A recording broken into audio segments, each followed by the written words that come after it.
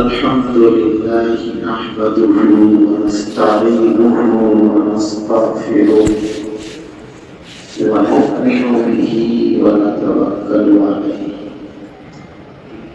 ونعوذ بالله من شرور أنفسنا ومن سيئات أعمالنا من يهده الله فلا مضل له ومن يضلله فلا هادي له ونشهد أن لا إله إلا الله وحده لا شريك له ونشهد أن سيدنا ومولانا محمدا عبده ورسوله صلى الله تعالى عليه وعلى آله وأصحابه وبارك وسلم أما بعد أعوذ بالله من الشيطان الرجيم بسم الله الرحمن الرحيم قل إن كنتم تحبون الله فاتبعوني يحببكم الله ويغفر لكم ذنوبكم والله غفور رحيم صدق الله العظيم. بزرگوں اور بھائیوں، ہمارے پاس جو سب سے قیمتی شے اور سب سے بڑی دولت ہے وہ ہے ایمان. ایمان سے زیادہ قیمتی، اس سے زیادہ اعلیٰ کوئی چیز ہمارے پاس نہیں. اور آپ یہ جانتے ہیں کہ کسی بھی چیز کی قیمت کا دار و مدار اس کے کمال پر ہوتا ہے. کسی چیز میں جتنا کمال ہوگا اس کی قیمت اتنی ہی زیادہ ہوگی. کمالات جتنے گھٹتے چلے جائیں گے، کم ہوتے چلے جائیں گے، اس کی ڈیمانڈ اور قیمت گھٹتی چلی جائے گی. یہ ایک فطری اصول ہے. کمالات بڑھیں گے، قیمت بڑھے گی. کمالات گھٹیں گے، قیمت گھٹے گی. تو ایمان کے بدلے میں اللہ جو ہمیں قیمت دینے کا وعدہ فرما رہے ہیں وہی جنت ہے. انما اشترى من المؤمنين انفسهم واموالهم بان لهم الجنة. تو یہ جو ایمان کی قیمت قیامت کے دن اللہ تبارک و تعالی ہم کو عطا فرمائیں گے. ظاہر بات ہے کہ اللہ کے یہاں بھی ایمان کی قیمت لگانے میں یہی اصول ہوگا کہ جس کا ایمان جتنا کامل ہوگا اس کو اتنی ہی اعلیٰ درجے کی قیمت یعنی جنت ملے گی، اور جتنا ایمان میں کمالات کی کمی ہوگی اتنی ہی قیمت بھی کم ملے گی. اس لیے ہم سب کی عقل مندی سمجھداری کا تقاضا یہ ہے کہ ہم اپنے ایمان میں زیادہ سے زیادہ کمال پیدا کریں. سوال یہ ہے کہ ہمارے ایمان میں کمال کیسے پیدا ہوگا، خوبیاں کیسے پیدا ہوگی، ہمارا ایمان کس طرح اعلیٰ درجے کا ہوگا. تو اس کو رسول پاک صلی اللہ علیہ وسلم نے ایک حدیث پاک کے اندر واضح فرما دیا کہ ایمان کے کامل اور قیمتی ہونے کا دار و مدار رسول پاک صلی اللہ علیہ وسلم کی محبت پر۔ اگر رسول پاک صلی اللہ علیہ وسلم کی محبت کسی شخص کے دل میں نہیں ہے تو وہ ایمان والا ہی نہیں۔ پھر یہ محبت جتنی بڑھتی جائے گی، جتنی ترقی کرتی چلی جائے گی، ایمان بھی کمال میں اتنا ہی ترقی کرتا چلا جائے گا، بڑھتا چلا جائے گا۔ جو گویا ایمان کی قیمت، ایمان کی مضبوطی اور ایمان کا کمال منحصر ہے رسول پاک صلی اللہ علیہ وسلم کی محبت پر۔ اسی کو رسول پاک صلی اللہ علیہ وسلم نے ارشاد فرمایا، لا یؤمن احدکم حتی اکون احب الیہ من والدہ وولدہ والناس اجمعین او کما قال۔ آپ یوں فرما رہے ہیں کہ تم میں سے کوئی شخص اس وقت تک مومن نہیں ہو سکتا جب تک کہ اس کے دل کی کیفیت یہ نہ ہو جائے کہ وہ اپنی جان سے بھی زیادہ، اپنی اولاد سے بھی زیادہ، اپنے ماں باپ سے بھی زیادہ، دنیا کے تمام انسانوں سے زیادہ رسول پاک صلی اللہ علیہ وسلم سے محبت کرنے لگے۔ جب تک یہ کیفیت پیدا نہ ہو کہ ساری چیزوں کی محبت مغلوب ہو اور رسول پاک صلی اللہ علیہ وسلم کی محبت غالب ہو، تب تک یہ کیفیت پیدا نہیں ہوگی، ایمان میں کمال پیدا نہیں ہو سکتا۔ مشہور صحابی جن کے کمالات کا عالم یہ ہے کہ اگر نبوت کے ملنے کا کوئی چانس باقی ہوتا نبی پاک علیہ السلام کے بعد تو ان کو یہ مقام مل جاتا۔ کون ہے وہ جانتے ہو؟ سیدنا حضرت عمر فاروق رضی اللہ تعالیٰ۔ حضور فرماتے ہیں لو کان بعدی نبی لکان عمر، اگر میرے بعد کسی کے نبی بننے کی کوئی گنجائش ہوتی تو عمر کو نبی بنا دیا جاتا، لیکن گنجائش نہیں ہے۔ تو آپ اندازہ لگائیے کہ عمر کا مقام کتنا اونچا ہے۔ لیکن ایک مرتبہ انہوں نے رسول پاک صلی اللہ علیہ وسلم سے اپنے دل کا حال بیان کیا کہ حضور، جب میں آپ کا دنیا کی کسی چیز سے بھی کمپیئر کرتا ہوں، تقابل کرتا ہوں کہ آپ زیادہ محبوب ہیں یا وہ چیز زیادہ محبوب ہے، تو آپ کی محبت غالب ہوتی ہے۔ ہر چیز کے مقابلے میں مجھے آپ کی محبت زیادہ ہے، لیکن جب میں اپنی ذات سے کمپیئر کرتا ہوں، تقابل کرتا ہوں، تو مجھے ایسا محسوس ہوتا ہے کہ مجھے اپنی ذات کی محبت آپ سے زیادہ ہے۔ رسول پاک صلی اللہ علیہ وسلم نے ارشاد فرمایا پھر تمہارا ایمان ابھی کامل ہے۔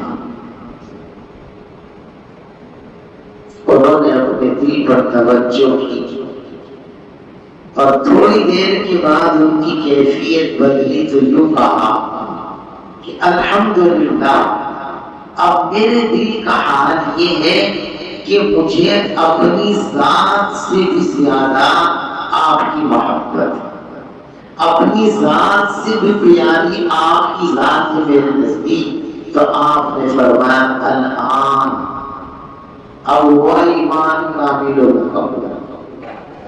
تو ایمان کے کامل ہونے کی بنیاد رسول پاک صلی اللہ علیہ وسلم کی محبت ہے۔ محبت ہے تو ایمان ہے، محبت نبوی نہیں ہے تو ایمان بھی نہیں ہے، اور محبت جتنی زیادہ ہے ایمان اتنا ہی کامل اور مکمل ہے۔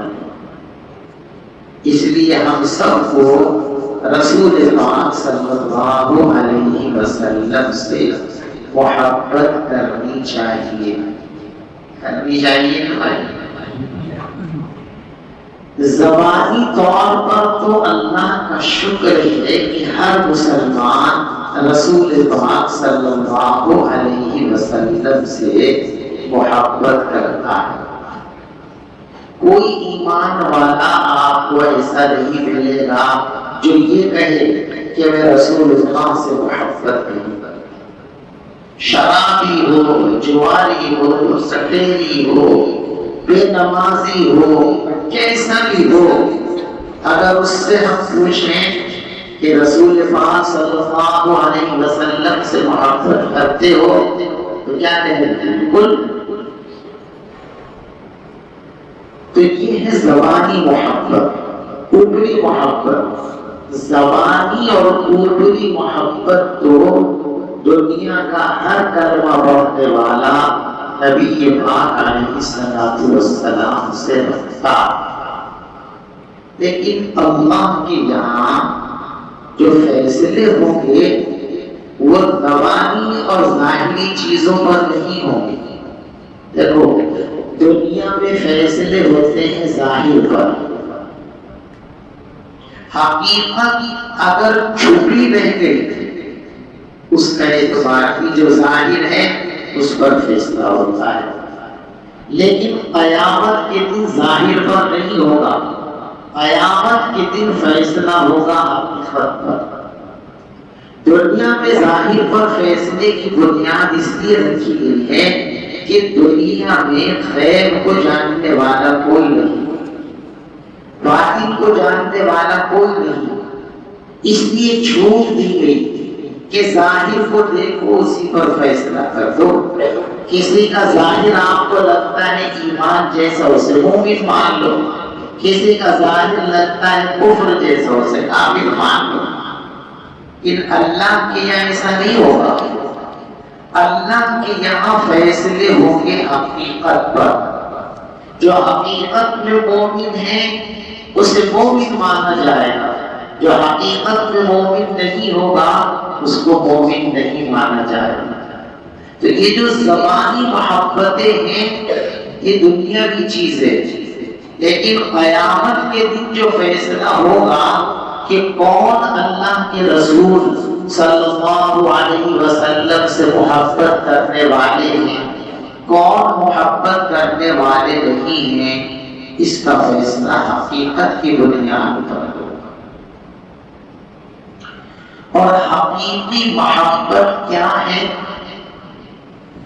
علماء نے بیان کیا ان المحب لمن یحبہ یطیعہ، جب کوئی انسان کسی سے محبت کرتا ہے تو اس محبت کرنے والے کی بات مانتا ہے، اس کی فرمانبرداری کرتا ہے، اس کے ناز اور نخرے اٹھاتا ہے۔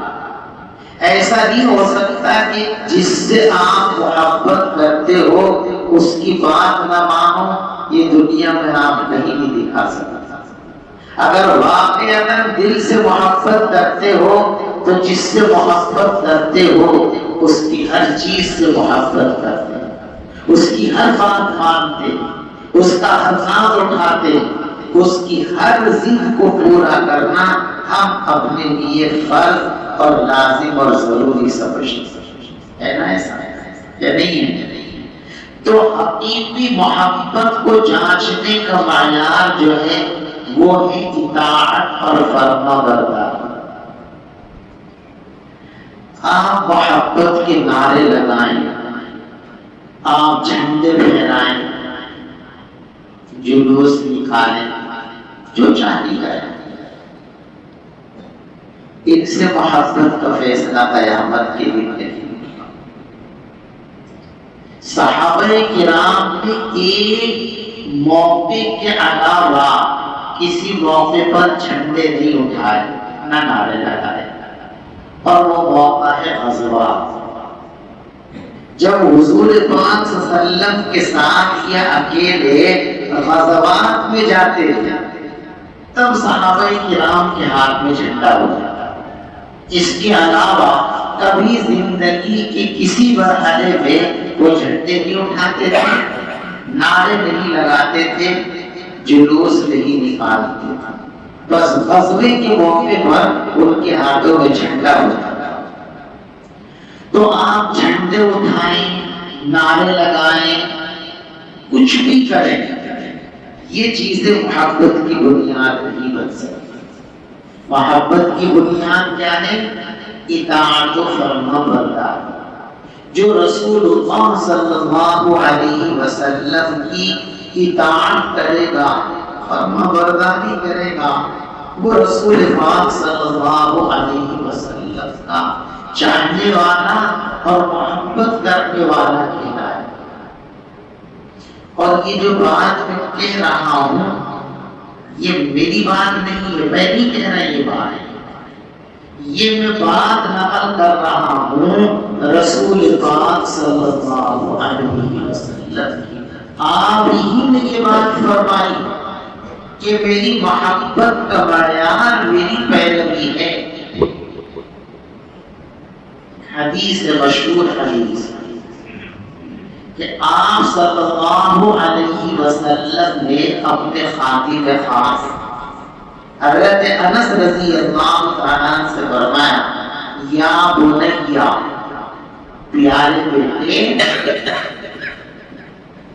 اگر تم ایسا کر سکتے ہو کہ تمہاری صبح اس حال میں ہو کہ تمہارے دل میں کسی کی طرف سے ضرورت، بغض، عداوت اور نفرت نہ ہو، اور شام کو بھی تمہارا حال یہی ہو کہ تمہارے دل میں کسی کی طرف سے ضرورت، نفرت، بغض، عداوت نہ ہو، اگر ایسا کر سکتے ہو تو ضرور کرو۔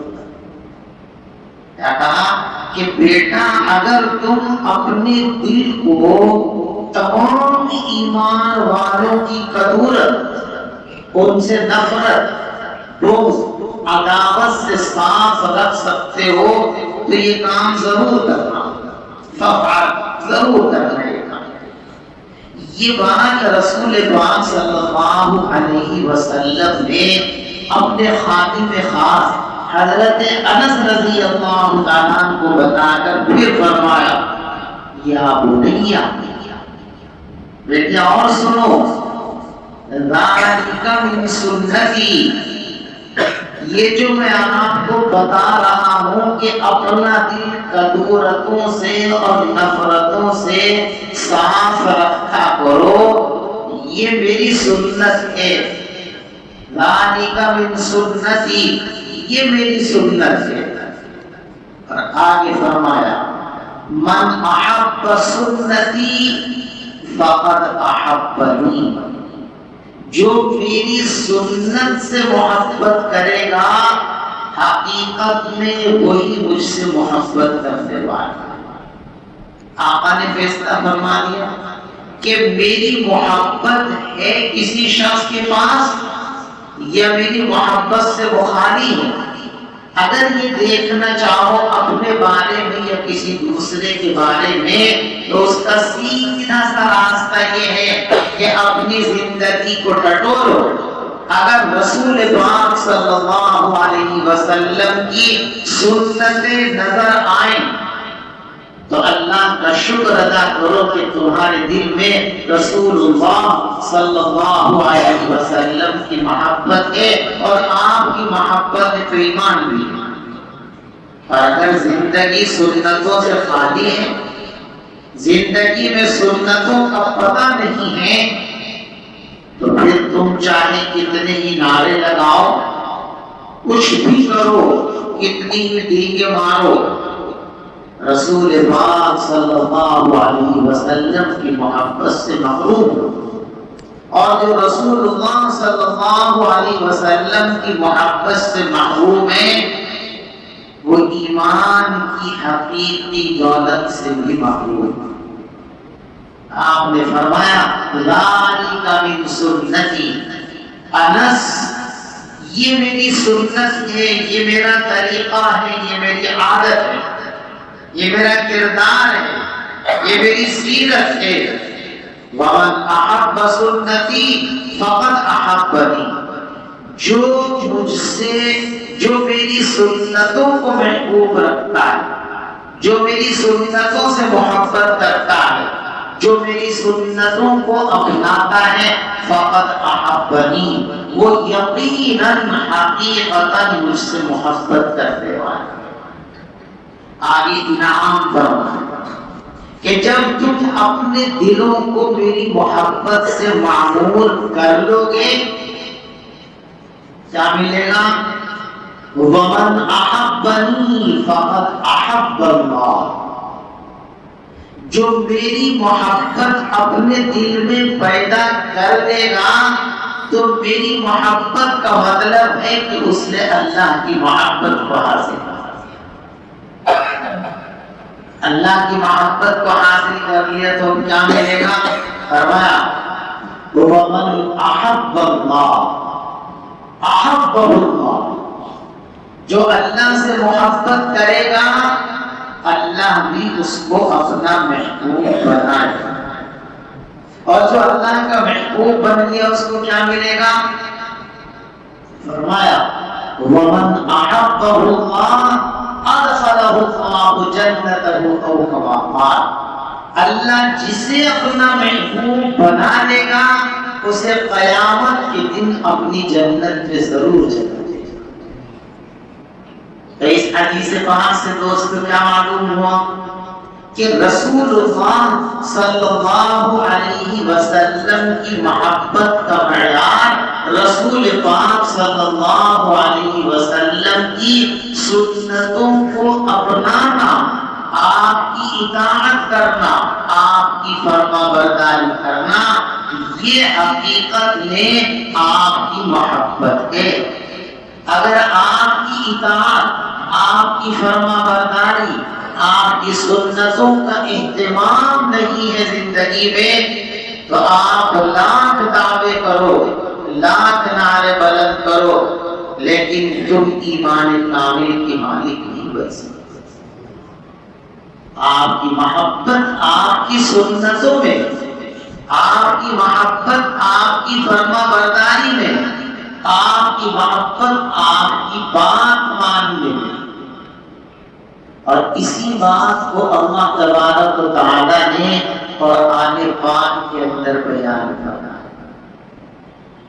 قُلْ إِن كُنتُمْ تُحِبُّونَ اللَّهَ، اے نبی آپ ساری دنیا کے انسانوں کو یہ بات بتا دو، سمجھا دو، ان کنتم تحبون اللہ، اگر تم اللہ کو اپنا محبوب بنانا چاہتے ہو اور خود کو اللہ کا محبوب بنانا چاہتے ہو، اللہ کو اپنا محبوب بنانا چاہتے ہو اور اپنے آپ کو اللہ کا محبوب بنانا چاہتے ہو، اگر تمہاری مرضی، تمہاری تمنا یہ ہے کہ اللہ تمہارا محبوب بن جائے، تم اللہ کے محبوب بن جاؤ، تم اللہ سے محبت کرنے لگو اور اللہ تبارک و تعالیٰ تم سے محبت کرنے لگے، اگر یہ منزل چاہتے ہو، اگر یہ مقام چاہتے ہو کہ اللہ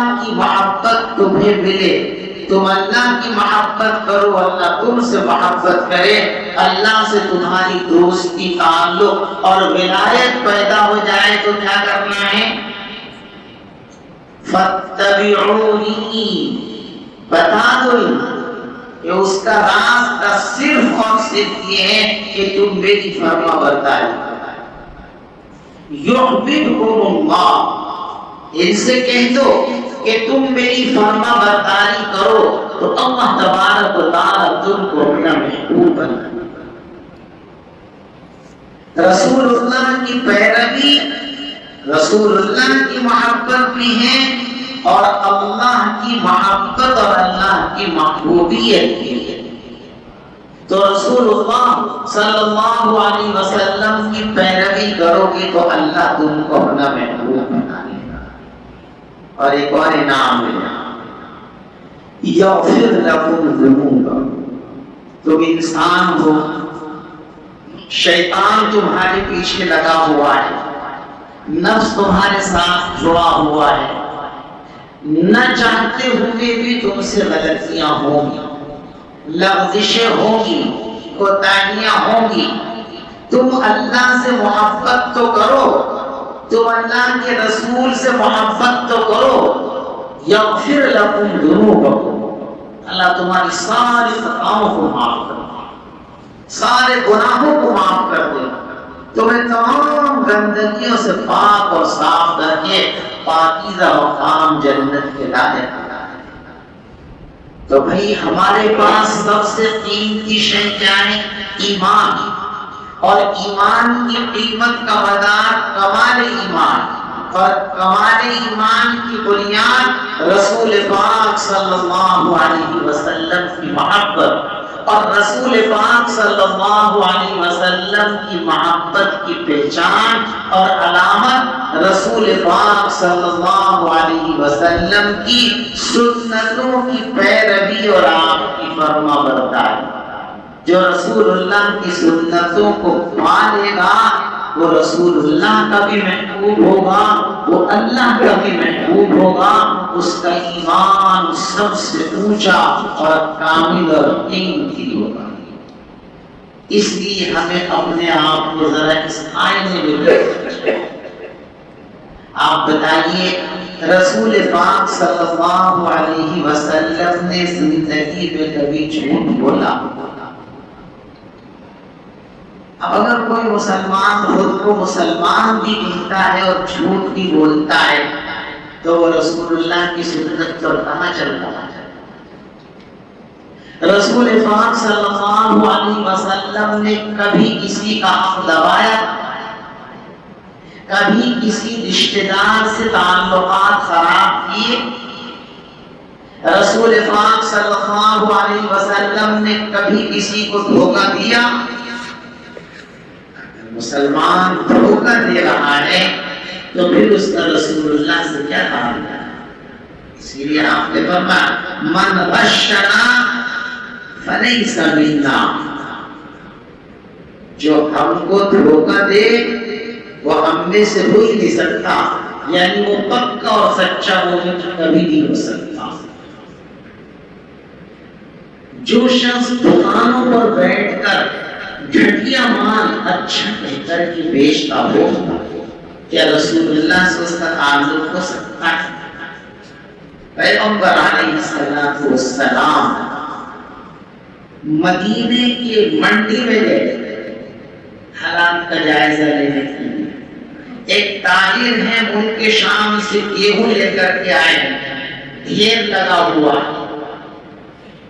رات میں ہلکی پھلکی بوچھار بوندی ہو گئی، بارش ہو گئی، غلہ بھیگ گیا اور بھیگا ہوا گیہوں خریدنے کے لیے گئے تھے، یاد نہیں ہوگا. تو انہوں نے بھیگا ہوا نیچے کر دیا اور نیچے سے سوکھا اوپر کر دیا. آپ تشریف لائے تو چاول گیہوں اللہ جو اس کو یوں کر کے دیکھتے نا، نیچے کو یوں ہاتھ دے کے اٹھاتے ہیں، آپ نے یوں ہاتھ اس کے اندر ڈالا تو نیچے سے گیلا نکلا اوپر سے سوکھا تھا. آپ نے فرمایا یہ کیا؟ بارش ہو گئی تھی رات، میں نے چھپا دیا. فرمایا یہ تو دھوکہ ہے. من غشنا فلیس منا، جو دھوکہ دے وہ ہم میں سے نہیں ہو سکتا. آج مسلمان دھوکے دے رہا ہے کہ نہیں دے رہا؟ کم تول رہا ہے کہ نہیں تول رہا؟ کم ناپ رہا ہے کہ نہیں ناپ رہا ہے؟ اور پھر ہم کہتے ہیں کہ مسلمان. رسول پاک صلی اللہ علیہ وسلم نے کبھی داڑھی کو منڈایا؟ کسی صحابی نے منڈایا؟ کسی تابعی نے منڈایا؟ کسی امام، کسی محدث، کسی فقیر نے داڑھی کو چھیڑا؟ داڑھی صرف نبی کی نہیں، سارے نبیوں کی سنت ہے۔ ایک مسلمان خود کو مسلمان بھی کہتا ہے اور اس کے بعد داڑھی منڈاتا ہے، داڑھی کٹاتا ہے، اور رسول پاک صلی اللہ علیہ وسلم کا چاہنے والا کیسے ہو سکتا ہے؟ آج مسلمانوں کا حال یہ ہے کہ گویوں کی صورت ان کو اچھی لگتی ہے، نچنیوں کی صورت ان کو اچھی لگتی ہے، گویوں کے کپڑے ان کو اچھے لگتے ہیں، نچنیوں کے سوٹ ان کو اچھے لگتے ہیں، صلحاء کا، فقہاء کا، صحابہ کا، انبیاء کا چہرہ، مہرہ، لباس ان کو اچھا لگتا ہے۔ آپ کسی نچنیا کو دیکھ لیں اس نے بال یوں گھما دیے، آپ پیسے دے کے بال یوں گھما رہے ہو، کسی نے آگے سے کٹا لیے، آگے سے کٹا لیے، پیچھے سے کٹا لیے، یعنی تمہارا اپنا کوئی ذوق ہی نہیں ہے، تمہاری اپنی کچھ طبیعت یہ نہیں ہے، تم تو نچنیوں کے، گویوں کے پیروکار ہو، وہ جیسا کریں گے ویسا تم کرو گے، وہ ننگے ہوں گے تم ننگے ہو جاؤ گے، وہ کپڑے پہنیں گے تم کپڑے پہنو گے، وہ بال کٹا لیں گے کٹا لو گے، وہ بال نہیں کٹائیں گے نہیں کٹاؤ گے۔ تو آپ کا معیار کون ہے؟ گویے، نچنیے، اچھل کود کرنے والے، جبکہ اللہ نے آپ کو قرآن میں یہ کہا کہ تمہارا آئیڈیل صرف اور صرف اللہ کے رسول صلی اللہ علیہ وسلم فرمایا لَقَدْ كَانَ لَكُمْ فِي رَسُولِ اللَّهِ أُسْوَةٌ حَسَنَةٌ، تمہارے لیے بہترین نمونے عمل، تمہارے لیے آئیڈیل، تمہارے ہیرو نبی پاک علیہ الصلوۃ والسلام ہیں۔ صحابہ کرام نے جو اتنا اونچا مقام پایا ہے وہ اس کی فرما برداری کی وجہ سے پایا ہے۔ عبداللہ ابن عمر رضی اللہ تعالی مشہور صحابی ہیں، ہزاروں بار آپ نے نام سنا ہوگا، ان کے خادم ہیں حضرت نافع رحمت اللہ علیہ۔ وہ بیان فرما رہے ہیں کہ ایک مرتبہ عبداللہ ابن عمر رضی اللہ تعالی سفر میں ایک جگہ چلتے چلتے آپ نے سواری روکی، سواری سے اترے اور راستے کے کنارے پر جا کر بیٹھ گئے، اس طرح جیسے پیشاب کرنے کے لیے آدمی بیٹھتا ہے، تھوڑی دیر بیٹھے اور اٹھ کر کے پھر سواری پر آ گئے، پیشاب وغیرہ کچھ نہیں کیا۔ تو نافع کہتے ہیں کہ جب میں نے دیکھا کہ آپ نے تو پیشاب وغیرہ نہیں کیا، حاجت تو پیشاب کی تھی نہیں، تو خامخواہ بیٹھے۔ کہتے میں نے کہا کہ حضرت آپ نے بلا وجہ ناکوٹی کی، آپ خود روکے، ہمیں روکا بلا وجہ، جب آپ کو کوئی ضرورت نہیں تھی، کوئی تقاضا نہیں تھا، تو آپ کیوں رکے، کیوں سواری سے اترے، کیوں بیٹھ گئے راستے کے کنارے؟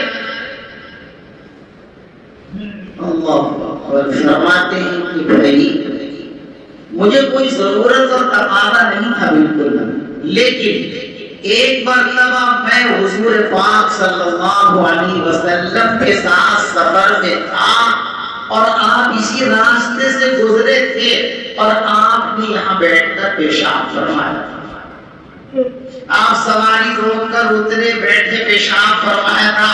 مجھے پیشاب تو نہیں آ رہا تھا، لیکن میرے ضمیر نے یہ بات گوارا نہیں کی کہ جہاں رسول اللہ رکے تھے وہاں روکے بغیر آگے بڑھ جاؤں، جہاں رسول اللہ بیٹھے تھے وہاں بیٹھے بغیر آگے گزر جاؤں، یہ میرے ضمیر نے گوارا نہیں کیا، اس لیے ضرورت نہیں تھی پھر بھی میں بیٹھا۔ یہ ہے رسول پاک صلی اللہ علیہ وسلم کی بات کی پیروی کرنا، یہ ہے محبت کہ ضرورت بھی نہیں ہے، تقاضا بھی نہیں ہے، لیکن رسول اللہ صلی اللہ علیہ وسلم نے کام کیا تو ہمیں تو وہ کام کرنا ہے۔ آپ نے جو کچھ کیا ہمیں وہ کرنا ہے۔ لقد کان لکم فی رسول اللہ اسوۃ حسنہ، پیغمبر علیہ السلام کی زندگی یہی تمہارے لیے بہترین نمونہ ہے، اسی میں تمہارے لیے کامیابی ہے، نجات کا راستہ یہی ہے تمہارے لیے۔ صحابہ کرام نے رسول اللہ صلی اللہ علیہ وسلم کی زبان سے کوئی بات سن لی، کبھی یہ نہیں سوچا کہ انجام کیا ہوگا، آپ نے کہا تو بس کرنا ہے، موقع ہے یا نہیں ہے یہ بھی نہیں سوچا، آپ نے فرما دیا موقع ہے تب بھی نہیں یہ کام کرنا۔ ایک مرتبہ رسول پاک صلی اللہ علیہ وسلم مسجد نبوی میں تقریر فرما رہے ہیں۔ آپ نے دیکھا جب تقریر وقریر ہوتی ہے تو کبھی کبھی بہت سے لوگ جگہ جب کم دکھتی ہے تو کھڑے ہو جاتے ہیں کنارے میں، ہوتا ہے نا، ایسی ایک آدھ آدمی کھڑے ہو گئے تو آپ نے فرمایا بیٹھو۔ جب آپ نے فرمایا بیٹھو تو حضرت عبداللہ بن مسعود رضی اللہ تعالیٰ آ رہے تھے مسجد کی طرف، دروازے کے باہر جہاں لوگ جوتے اتارتے ہیں وہاں تھے، وہیں بیٹھ گئے۔ یہ نہیں سوچا کہ یہاں تو بیٹھنے کی جگہ ہے نہیں، یا آپ تو اسے کہہ رہے ہیں، آپ تو انہیں کہہ رہے ہیں، آپ کی آواز کانوں سے ٹکرائے گئی، اجلس بیٹھ جاؤ، اب موقع ہے یا نہیں ہے، جگہ ہے کہ نہیں ہے، اب ایمان کا تقاضا یہ ہے کہ بیٹھنے کے علاوہ اور کچھ کیے نہیں جا سکتا۔ بیٹھ گیا، پوچھا کہ عبداللہ وہاں جوتوں میں آپ کیوں بیٹھ گئے تھے؟ یہ بیٹھنے کے لیے تو انہیں کہا کہ جو کھڑے تھے۔ فرمایا کہ جب رسول اللہ کی آواز کانوں سے ٹکرا جائے کہ بیٹھو، پھر عبداللہ کی یہ مجال نہیں ہو سکتی کہ وہ کھڑا رہ جائے یا ایک انچ بھی قدموں کو آگے بڑھا۔ جب آپ کی زبان سے یہ نکل لیا بیٹھو، تو اب محبت کا تقاضا یہ ہے کہ بیٹھنے کے سوا اور کچھ کیا ہی نہیں جا سکتا۔ صحابہ یوں ہی صحابہ نہیں بنے، صحابہ نے حضور پاک صلی اللہ علیہ وسلم کی جو پیروی کی ہے، جو اتباع کیا ہے، اسی نے انہیں کو صحابی بنایا، اسی چیز نے ان کو اس مقام پر پہنچایا کہ ان کا ایمان ساری دنیا والوں کے لیے نمونہ ہے، کہ جس کا ایمان صحابہ کے ایمان سے ملے گا اس کا ایمان قبول ہے، اور جس کا ایمان صحابہ کے ایمان سے میل نہیں کھائے گا اس کو دھکا دے کر بھگا دیا جائے۔ فَإِنْ آمَنُوا بِمِثْلِ مَا آمَنْتُمْ بِهِ فَقَدِ اهْتَدَوْا، جیسے تم ایمان لائے ہو صحابہ، جو ایسے ایمان لائے گا اس کو ہدایت کا سرٹیفکیٹ ملے گا، اور جو ایسا ایمان نہیں لائے گا اس کو ہمارے یہاں کوئی جگہ ہمارے لیے نہیں ہے، ہم اس کے ایمان کو کسی خانے میں قبول نہیں کر سکتے۔ یہ مقام یوں ہی نہیں ملا، یہ مقام یوں ہی ملا کہ ان حضرات نے رسول اللہ کی محبت کے مقابلے میں ساری چیزوں کو فنا کر دیا۔ اپنی جان تو سب سے پیاری ہوتی ہے نا، اپنی جانوں کو بھی ختم کر دیا۔ آپ نے مشہور قصہ سن رکھا ہے ہجرت کا، غار غور کے اندر سوراخ سے بہت سارے پھولے ہیں، اپنی چادر پھاڑ کے چھوٹی چھوٹی کرترے بنا کر سب فلفل کر دیے. 2 ابھی باقی رہ گئے سوراخ، اپنے انگوٹھے اس میں لگا کر بیٹھ گئے. حضور کو یہاں سے لایا. آپ بتائیے حضور کے لیے یہ خطرہ تھا کہ کوئی جانور نکلے آپ کو زحمت نہ ہو جائے، وہ تو امکان تھا نا. اور جب انگوٹھا سوراخ میں دے دیا تو اب تو زحمت یقینی ہے. حضور کو زحمت نہ ہو جائے اس کے لیے اپنے آپ کو موت کے منہ میں دینے تیار ہے، لیکن حضور کو تکلیف پہنچے یہ گوارا ہے. صدیق اکبر رضی اللہ تعالیٰ کے بیٹے ہیں جو شروع میں ایمان بھی لائے تھے، کچھ زمانے کے بعد ایمان لائے. اور جب بدر کی جنگ ہوئی تھی، غزوہ بدر، اس میں وہ آپ کے بیٹے مشرکین مکہ کے ساتھ آئے تھے، چونکہ ابھی تک ایمان نہیں آئے. جب ختم ہو گئی، بات پوری ہو گئی، اللہ نے اب ان کے بیٹے کو توفیق دے دی، وہ ایمان لے آیا. ایک زمانہ گزر گیا. ایک دن باپ بیٹے دونوں بیٹھے ہوئے مزے میں باتیں ہو رہی ہیں، باپ بیٹے کی بے تکلفی.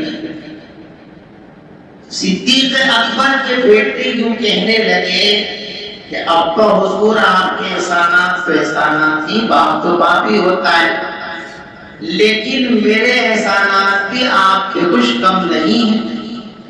آج جو آپ صحیح سالم بیٹھے ہو نا، یہ میری محبت کا نتیجہ ہے، میری رعایت کا نتیجہ ہے. کیسے کہ غزوہ بدر کے موقع پر کئی مرتبہ آپ میری تلوار کی زد میں آئے تھے، لیکن ہر مرتبہ میں گھوم گیا دوسری طرف کہ میرے ابا ہیں. آپ صدیق سے اکبر نے جو کہا اسے دیکھ لو، سنو، اور پھر دیکھو کہ رسول اللہ کی محبت کیا چیز ہے. فرمایا کہ اچھا ایسا بھی ہوا تھا بدر میں کہ تم میرے قریب آئے تھے. اللہ کی قسم کھا کر کہتا ہوں، اگر مجھے تو نظر آ جاتا ایک لمحے کی تاخیر کیے بغیر تیری گردن قلم کر دیتا. میں ایک لمحے کے واسطے نہیں سوچتا کہ تو میرا بیٹا ہے. میری نظر میں تو رسول اللہ کا دشمن بن کے آیا تھا، اور جو رسول اللہ کا دشمن ہے وہ میرا کچھ کیوں لگ چکا ہے. یعنی آپ کی محبت میں نہ اپنی جان کا پتہ نہ اپنی اولاد کی جان کا پتہ. آپ ہی آپ ہیں، آپ کی بات، آپ کی اتباع کے سوا ان کی زندگی کا کوئی اور مقصد ہی نہیں بچا. اسی لیے اللہ نے اس کو اتنے مقام پر پہنچا. اس لیے میرے بھائیوں، ایمان کو اگر کسی لائق بنانا ہے، خود کو اللہ کی نظر میں کسی لائق بنانا ہے، خود کو اس لائق بنانا ہے کہ کل میدان محشر میں حوض کوثر پر رسول پاک صلی اللہ علیہ وسلم سے آنکھیں ملا سکو، آپ کے سامنے کھڑے ہو سکو، آپ کو منہ دکھا سکو. اللہ کی قسم ابھی جو ہمارے اعمال ہیں وہ اس لائق نہیں ہیں کہ رسول اللہ کو منہ دکھا سکے. اگر اس لائق بننا چاہتے ہو کہ میدان محشر میں رسول اللہ کو منہ دکھا سکیں تو رسول اللہ سے محبت کرنا سیکھو. اور رسول اللہ صلی اللہ علیہ وسلم سے محبت کا ایک ہی راستہ ہے کہ رسول پاک صلی اللہ علیہ وسلم کی سیرت کو، آپ کی سنت کو اپناؤ. ربیع الاول میں جلسے جلوس یہ آپ کی محبت نہیں ہے. اگر واقعتاً ربیع الاول کے مہینے میں آپ کو رسول اللہ صلی اللہ علیہ وسلم کی یاد آ رہی ہے اور آنی چاہیے، تو اس یاد کا تقاضا یہ ہے کہ ہم میں سے ہر شخص یہ عہد کرے کہ اب تک جو ہوا سو ہوا، آج کے بعد میری زندگی کا ایک چھوٹے سے چھوٹا کام بھی انشاءاللہ رسول اللہ صلی اللہ علیہ وسلم کی سنت کے خلاف. گھر کی زندگی ہو، تجارت ہو، باہر کی زندگی ہو، خوشی ہو یا غم ہو، ہم ہر کام کیسے کریں گے؟ جس طرح رسول اللہ صلی اللہ علیہ وسلم نے کیا ہے، جس طرح کرنے کا حکم دیا ہے، جس طرح صحابہ نے حضور کی سیرت ہمارے سامنے پیش کی ہے، انشاءاللہ اپنی زندگی کا ہر کام آج سے ہم اسی انداز پر کریں گے جس انداز پر رسول پاک صلی اللہ علیہ وسلم نے جینے کا ہمیں تو حکم دیا ہے۔ اگر یہ عہد ہم کر لیتے ہیں تو یقیناً ہماری زندگی آج بھی کامیابی کی طرف رخ ہوگی۔ اللہ مجھے بھی آپ کو بھی رسول پاک صلی اللہ علیہ وسلم کی سچی محبت اور سچی فرما برداری کی توفیق مرحمت فرمائے، آمین۔ خالق کے محبوب کو دیکھا کبھی میں